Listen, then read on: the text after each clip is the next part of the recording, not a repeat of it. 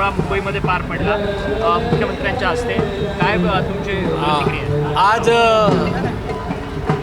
लोकशाहीर अण्णाभाऊ साठे यांची 106वी जयंतीच्या निमित्ताने आम्ही सर्वजणच नतमस्तक होण्यासाठी आज आम्ही इकडे आलेलो आहेत. माझ्या बाजूला माननीय आमदार तुकाराम कातेजी पण बरोबर आलेले आहेत. आणि तुम्ही म्हटल्याप्रमाणे गोष्ट खरी आहे की गेल्या अनेक वर्षापासून इकडे एकच घोषणा व्हायची की स्मारक व्हायला पाहिजे. पण आज बघा तुम्ही, हम सब एक आहे, जय लहूजी आणि अशी घोषणा इकडे होत आहेत. हेच मला असं वाटते सत्ताकरणच्या नंतर मिळालेला त्याचा वापर या समाजाच्या घटकांना न्याय देण्यासाठी आहे. आणि ह्याचे जे प्रेरणाकारक जी लोक आहेत हे माझ्या बाजूला आहेत की ज्यांनी आम्हाला आठवते की राष्ट्रवादीमध्ये असताना आपण ते घर विकत घेतलं पाहिजे, नाही तर कोणीतरी घर घेतलं तर ते होणार नाही. त्या काळामध्ये ढोबळे साहेब होते, रमेश होता, इतर सर्वच लोकं होती.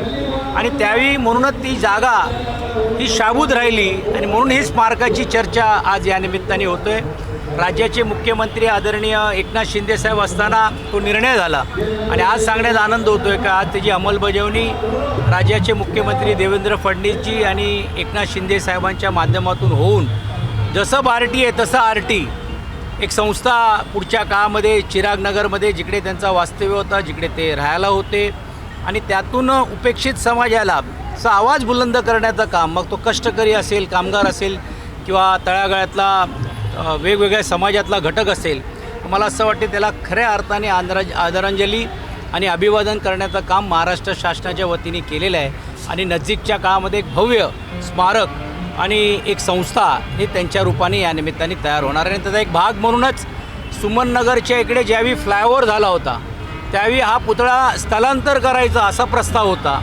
पण त्यावेळी आम्ही सर्व अनुयायींनी आणि सर्व या समाजाच्या घटकांनी मागणी केली आणि त्या सर्वांनी मिळून घेऊन हा पुतळा इकडे राहायला पाहिजे ही भूमिका घेतली. त्यावेळी कातेजी होते, इकडचे आमदार होते, रवींद्र पवार गटनेते असताना पण असतील, आम्ही सर्व मंडळींनी इकडे जात धर्म नाही, मग त्यावेळी एकनाथ गायकवाड साहेब पण होते, त्यानंतर आमचे खासदार आदरणीय राहुल शेवाळे त्यांनी पुढाकार घेतला आणि त्यावेळी हे सुमननगरची ही वास्तू आणि हा पुतळा हा आपण कायम ठेवला आणि म्हणून त्याला नतमस्तक होण्यासाठी आज आम्ही सर्वजण इकडे आलेलो आहोत.